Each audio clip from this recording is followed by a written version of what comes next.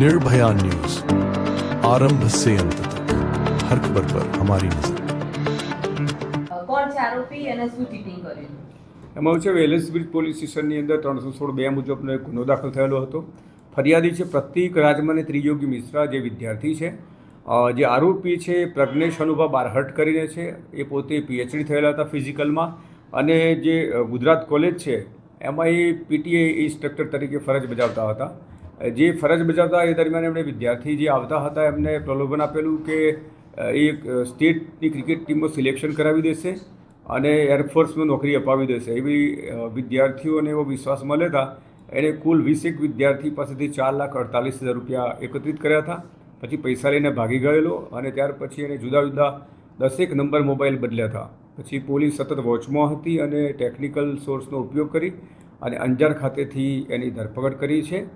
ગઈકાલે સાંજે એલિઝબેથ પોલીસ દ્વારા ધરપકડ કરવામાં આવેલી છે. એની પૂછપરછ શરૂ છે. પૂછપરછ દરમિયાન એવું જાણવા મળ્યું છે કે મજકૂર છે ઓનલાઈન સટ્ટાની આદત ધરાવે છે, જેના કારણે આ ગેરકાયદેસર પ્રવૃત્તિ કરે છે. એના વિરુદ્ધમાં અત્યાર સુધીમાં જુદા જુદી જગ્યાએ B division police station Rajkot શહેર, Infocity police station Gandhinagar, Nakhatrana police station Kutch અને રાજકોટ યુનિવર્સિટી પોલીસ સ્ટેશનમાં ગુના દાખલ થયા છે. જે રાજકોટ યુનિવર્સિટી પોલીસ પર ગુનો દાખલ થયો છે એ છેલ્લામાં છેલ્લો ગુનો છે.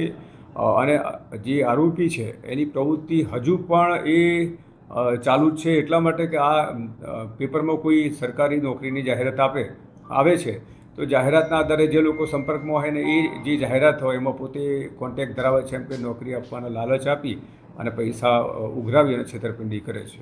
સાહેબ, આરોપીનું બેકગ્રાઉન્ડ શું છે? અહીંયા અમદાવાદમાં ગુજરાત કોલેજમાં ક્યારે જોડાયો, કેટલા ટાઈમ માટે રહ્યો અને વિદ્યાર્થીઓને કેવી રીતના ટાર્ગેટ કરતો? માર્ચ 2026માં એ જોડાયો હતો અને 15 દિવસ નોકરી કરી હતી.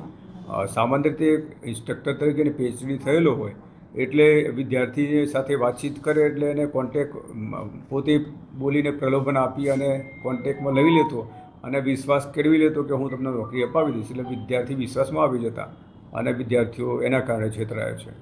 સર, કેટલા રૂપિયા લેતો હતો વિદ્યાર્થીઓ પાસેથી અને કયા કયા વિભાગોમાં નોકરી આપવાની લાલચ આપતો હતો? મેં અગાઉ કીધું એ પ્રમાણે એ એરફોર્સ અને સ્ટેટ ક્રિકેટ ટીમમાં સિલેક્શન કરાવવા માટે પૈસા લેતો હતો. એરફોર્સમાં સિલેક્શન કરવા માટે 40,000 થી 50,000 રૂપિયા લેતા હતા, અને જે સ્ટેટની ક્રિકેટ ટીમ છે એમાં સિલેક્ટ કરવા માટે 15,000 રૂપિયા દરેક વ્યક્તિ પાસેથી લેતા હતા. ટોટલ આંકડો ક્યાં સુધી પહોંચ્યો કહેવાય? કારણ કે પોતે રીઢો ગુનેગાર છે. અગાઉ પણ 3 ફરિયાદો દાખલ થયેલી છે. ગઈકાલે વધુ એક ફરિયાદ દાખલ થઈ છે. જે વેલેસ બ્રિજ પોલીસ સ્ટેશનમાં ગુનો દાખલ થયો એમાં 4,48,000 રૂપિયાની છે, પણ જે બાકીનું એને જે ગુનાહિત હિસ્ટ્રી જોતા કરોડોમાં છેતરપિંડી કરેલાનું અત્યારે ધ્યાન ઉપર આવ્યું છે. મૂળ ક્યાંનો રહેવાસી છે અને ખાસ એનું ફેમિલી બેકગ્રાઉન્ડ શું છે? ફેમિલી બેકગ્રાઉન્ડમાં પોતે ડાયવોર્સી છે અને એ પોતે અંજાર કચ્છ ખાતે રહે છે.